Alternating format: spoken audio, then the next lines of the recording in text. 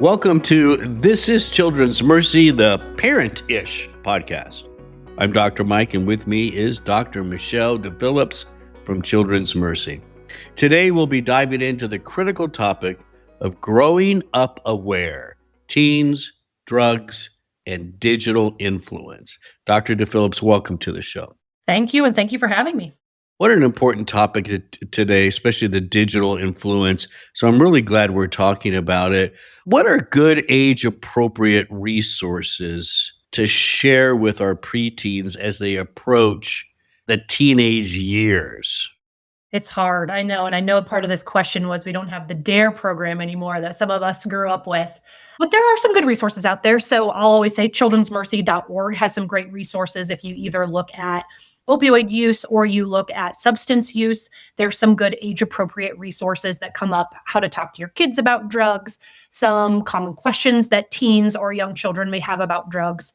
And then there's also a really good resource on NIDA, which is the National Institute on Drug Abuse, which is through the NIH. So nida.nih.gov, that has some really good resources too, and some that are a little bit more specific to all the different types of illicit substances, drugs that teens, adolescents could potentially get into that are very age appropriate. So those would be my go-tos for parents and talking or giving the resources to their children. And those resources, correct me if I'm wrong, they can make all of their material in videos and whatever else they have age appropriate, for the preteen, for the teenager, right? Is that correct? Yes. Yeah. That is correct. Now, let's talk about social media. How is that contributing to, number one, access to drugs? Yes, it's there. I mean, kids can get on any of the different platforms, and people who are selling these drugs, these illicit substances, are very creative in that an emoji means X or this certain word means Y. And kids can get in contact with people who will sell them these illicit substances or drugs online using their social media platforms. That's our biggest concern.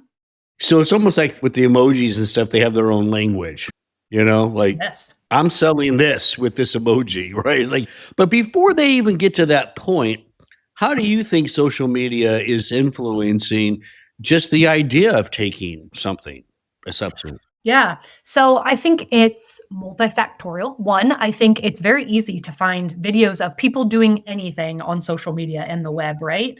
So you get on and you see that this person has taken this drug and it caused them to feel euphoric, or they're saying it makes me feel great and it was very safe, or the child searches for resources for mental health concerns because they're feeling anxious or they're feeling depressed. And lo and behold, what pops up is an advertisement or a video of a teen that says, "Oh, I took this drug and it made me feel better."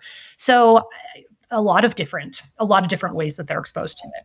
I just remember when I was growing up, just watching some of my favorite movie stars just smoking a cigarette and not even telling me to do it. But as a preteen teen, you're like, that looks cool. Exactly. And marijuana, I mean, again, we go back to it being legalized and you see people doing it a lot of places. It's not infrequent that we all see people using. So again, in a child's mind or a teen's mind, you could see how, well, it's legal now. It can't be that bad.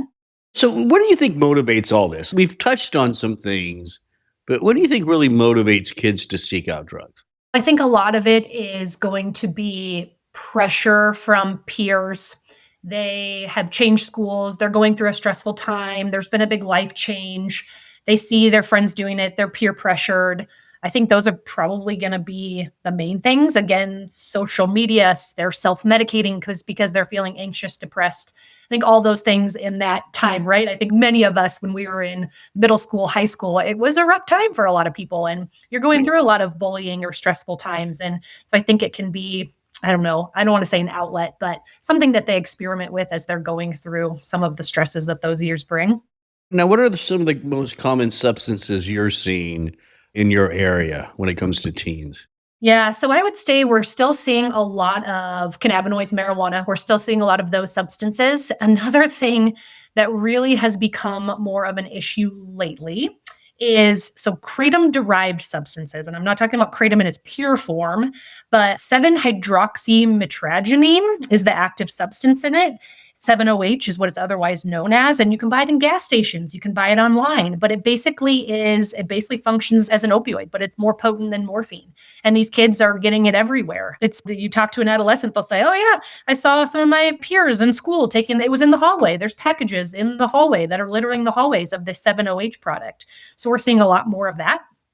And then opioids are still an issue too. We still see a lot of kids who are coming in either in active overdose from fentanyl, opioids. They have opioid use disorder. They're coming in an opioid withdrawal. So that's still a common one for us too. And then again, a lot of the other medications, over-the-counter medications, I'm talking more of the illicit substances, but any of those other medications that they're misusing too. The kratom's interesting, right? Because it's available, easily accessible, right? And do you think that leads to more opioid, like true opioid ingestion? Like, is that almost like a stepping stone for a lot of the kids? So I don't know if it's a stepping stone as much as it's just way easier to get than your typical, you're the kids, they're taking their perk 30s or their fentanyl, whatever it may be. So I don't know if it's a stepping stone in their mind as much as it's much easier. It's just to easy. get access to it. Yeah. But, we're seeing kids who are coming in. They've been using long enough that they're coming in opioid withdrawal because they've been using these products for so long. It's hard because our good drug screens will catch it, but they're not the most sensitive thing. So are we seeing some of these kids who are coming in and maybe we're not recognizing it? But yeah, it's scary stuff. And it's gaining national recognition. I think there's starting to be some legislation that's hopefully going to help with some of these things, but it's an issue. Cannabis is becoming more and more legal throughout the country. And I think where you're at, right, it is legal now for over 18. Is that right? Correct. Yep. So are you seeing more teens now? Yes, I would say we have more teens who are coming in, and it's varying symptoms, right? I mean, I know that there's a lot of kids that never get to the point where they're coming in because they're so symptomatic from it. The age, but we do.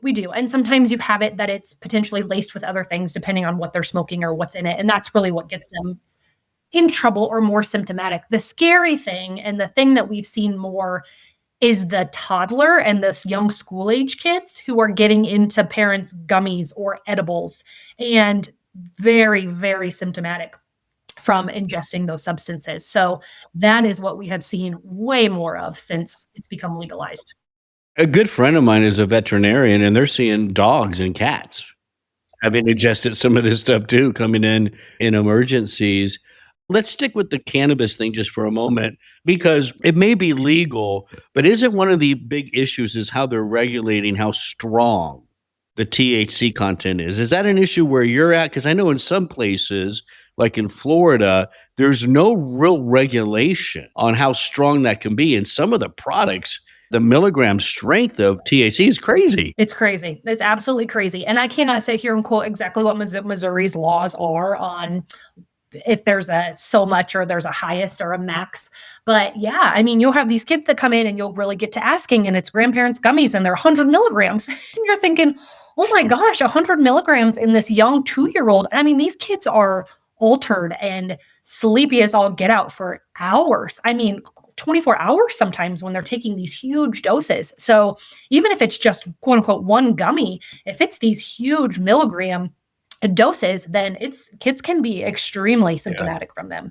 Well, and especially with the gummies, that's a big problem, right? Because they don't just want one, they want 2 and 3 and 4. And now, gosh, you're dealing with a huge issue. Let's bring this down to what we really need to talk about is the addiction aspect of all this. How do we spot addiction in our kids?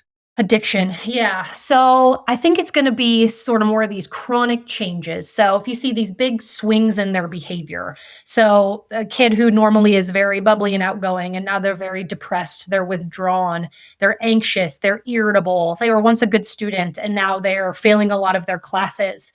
They were interested in all these activities and now they just don't really want to do anything. They're evasive. You catch them lying.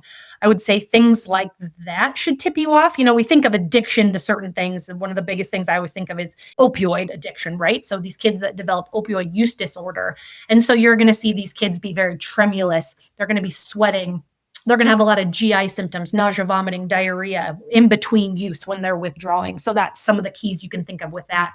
Interestingly enough, as we're talking about this, so we've started to see, and probably this is more with the legalization of marijuana containing substances also, but we're starting to see more kids present with cannabinoid hyperemesis syndrome, which for those who don't know what that is, yep, kids who are anybody, adults in general, who are using it more chronically, then they will get a lot of GI symptoms. So these kids come in with severe, just generalized abdominal pain, tons of nausea, lots of vomiting, a lot of times refractory to the typical things that we'll do in those situations. Sometimes they have to be admitted. And so if you're seeing your kid maybe have these cyclical episodes of vomiting, belly pain, there's not a great explanation, hot showers, they find that hot showers or warm compresses help with their symptoms. So you're noticing that sort of cycle with them. That should be something to be aware of too. So what do parents do though? Okay, so they start noticing some of this stuff, right? What's step one? Because here's where I think it would be helpful. Like, okay, so I'm a parent, I'm recognizing some of this stuff in my child, I'm worried. What's my step one? Like, how do I begin with this journey? So, I think step one is trying to talk to your kid and see if, again, a big if they will disclose that they are ingesting or taking anything or what their symptoms may be. So I would try that first, even though full well knowing that we were all teenagers once and weren't always the most open with our parents. The second thing I would say is taking them to their regular pediatrician's office. Sometimes a lot of the things that patients disclose to us is a patient-provider confidentiality. And so sometimes kids will feel more comfortable opening up with someone that's not their parent.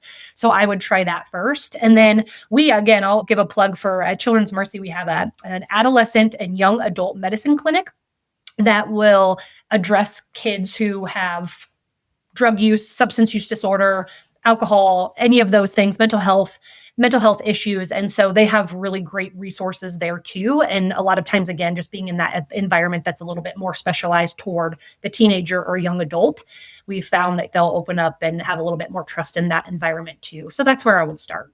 Dr. DePhillips, this has been fantastic. You obviously are full of information, and I know Children's Mercy takes all this very seriously. Thank you so much for coming on the show today. Absolutely. Thank you so much for having me. For more information, go to childrensmercy.org/parentish. If you enjoyed this podcast, please share it on your social channels and check out the entire podcast library for topics of interest to you. This is Children's Mercy, the Parentish podcast. I'm Dr. Mike. Thanks for listening.